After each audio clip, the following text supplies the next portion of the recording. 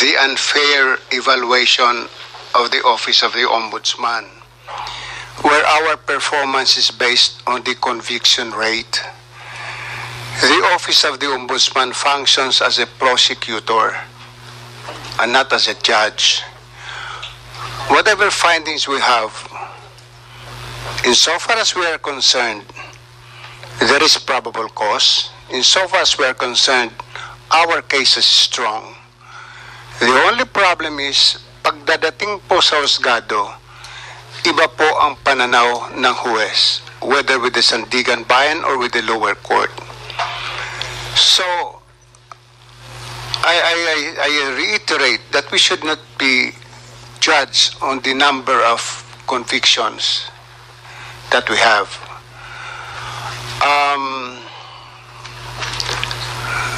Hindi naman kami pwedeng maging investigador, a prosecutor, and a judge all at the same time. So we stop at the role of being a prosecutor, investigator, and a prosecutor. So ito lang po ang inihiling ko, not only in Congress, but also with those who would rate the Office of the Ombudsman, especially Transparency International.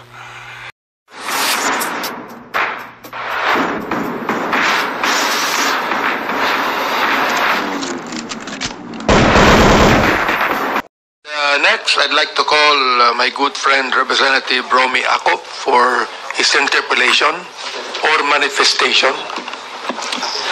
Thank you, Mr. Chair. Meron po akong kaunting katanungan, Mr. Chair, sa ating mahal na Ombudsman. But at the outset, I would like to laud the Ombudsman kasi siya lang po ang agency na nagsasabi he can live with his budget. Wala pa po akong naririnig na head of agency, head of department, na nagsasabi he will live with the budget given him by the government. So, congratulations po, Ombudsman Samuel Martires. Now, the COA at saka yung Ombudsman, they are supposed to be the guardians or the agencies primordially responsible for our anti-corruption operations insofar as our government is concerned. Sana po magkaroon po ng cooperation yung COA at saka Ombudsman kasi kailangan po silang mag-coordinate para po dun sa mga kaso na dapat ma-file sa korte. Because I agree with the Ombudsman when he stated na yung endemic na po ang corruption. Why? Because in the Corruption Perception Index among 6 ASEAN nations, tayo po ang pang-anim eh. Where Singapore, Malaysia, Vietnam, Thailand, and Indonesia are above us insofar as Corruption Perception Index is concerned. Nandun po tayo sa huli. Now, may I ask the Ombudsman, bakit po yung, insofar as your case statistics are concerned, from 2020, your conviction rate was 61.2%. It went down to, in 2022, to 26.5%. May I know what caused this drop insofar as your conviction rate is concerned, Mr. Chair? Your Honor, ito po yung sinasabi ko kanina, the unfair evaluation of the Office of the Ombudsman, where our performance is based on the conviction rate. The Office of the Ombudsman functions as a prosecutor and not as a judge. Whatever findings we have, insofar as we are concerned, there is probable cause. Insofar as we are concerned, our case is strong. The only problem is, pagdadating po sa husgado, iba po ang pananaw ng huwes, whether with the Sandigan Bayan or with the lower court. So, I reiterate that we should not be judged on the number of convictions that we have.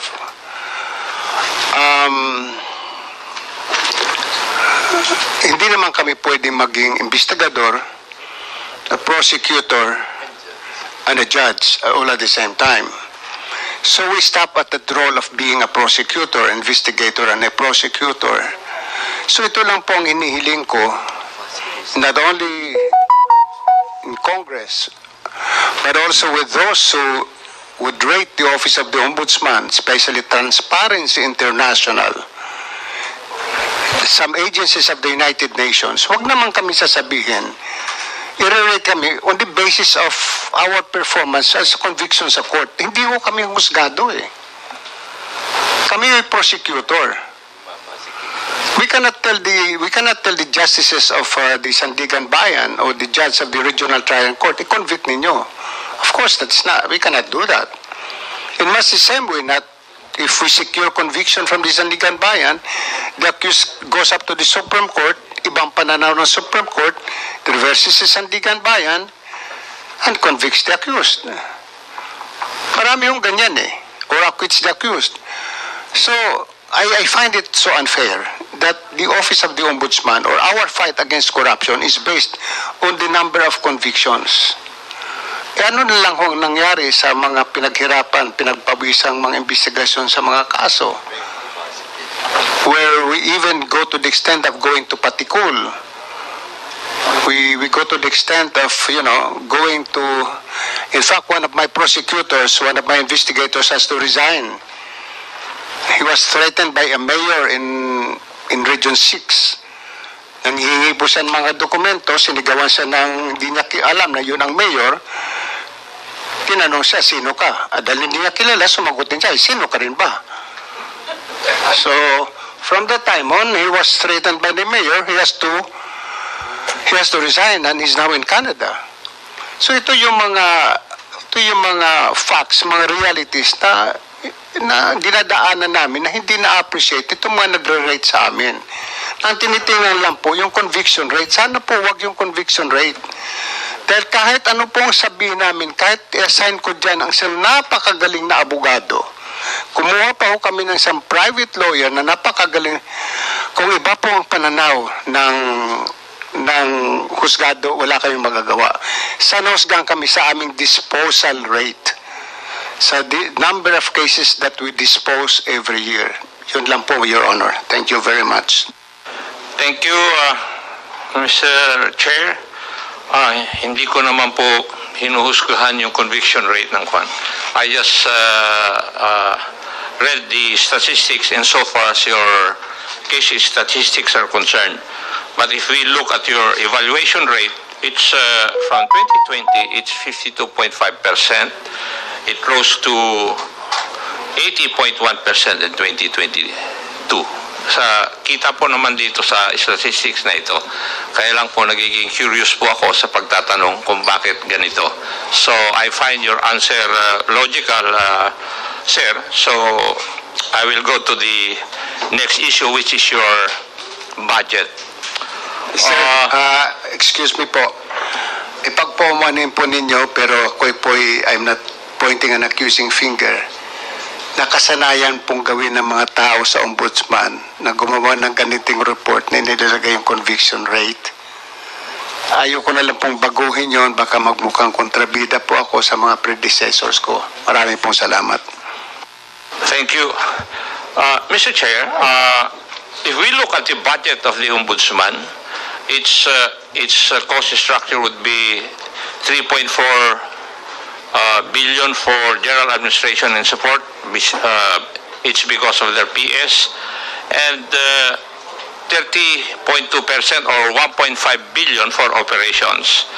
Now, kung titingnan po natin yung operations budget nila, the bulk would go to anti-corruption investigation program. The second one would be anti-corruption enforcement program, and the third one would be corruption prevention program, which would take 6.4% of their operations budget, and 84.3 million for Ombudsman Public Assistance Program. May I just ask, Mr. Chair, bakit po yung prevention aspect dito ay mas maliit po ang budget kaysa dun sa Anti-Corruption Investigation Program at saka Anti-Corruption Enforcement Program. Hindi po pa dapat mas maganda yung gastusan na lang po natin ng mas malaki yung ating prevention kasi we are preventing the commission of corrupt practices. Kung titingnan po natin, para bang ang emphasis natin is after the fact, hindi po yung prevention aspect, Mr. Chair.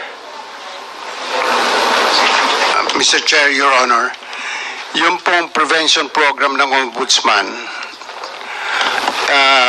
this pertains po sa mga seminars o training programs na ginagawa namin sa kabataan and some various government offices. Para lang po sabihin sa kanila ano ng mga batas tungkol sa corruption o anti-corruption. Kaya medyo maliit lang po ang budget namin kasi ang ginagastusan lang naman po doon yung materials at saka pagkain. Hindi na po kami nagbabayad ng mga resource persons dahil mayroon na po kami sariling resource persons within the office. So kaya medyo maliit lang po ang budget para doon. Thank you. Would you agree with me, Mr. Chair, that we should increase the budget for corruption prevention? Kasi yun po ang kailangan natin i-prevent natin. Hindi po yung we act after the fact. Yun po yung aking punto lang. If I ask the personal opinion of the Honorable Ombudsman, would he agree to this?